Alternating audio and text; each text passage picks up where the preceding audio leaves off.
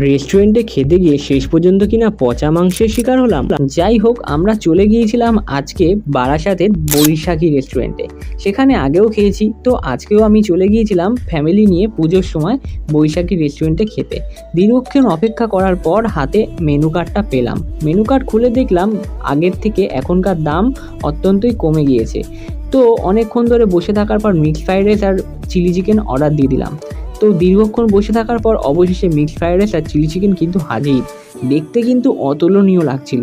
তো যাই হোক, মিক্সড ফ্রাইড রাইস আর চিলি চিকেনটা বেশি কথা না বলে পরিবেশন করে খাওয়া যাক।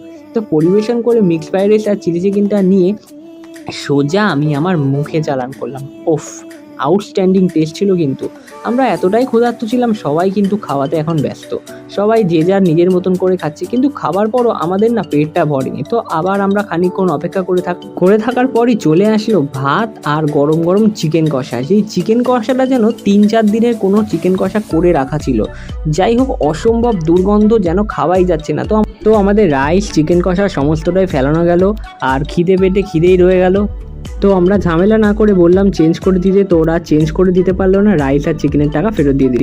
এই রেস্টুরেন্টে কিন্তু বহুবার খেয়েছি, কিন্তু এই রেস্টুরেন্টের খাবার কিন্তু খুব একটা খারাপ না, হয়তো পুজো বলেও হতে পারে।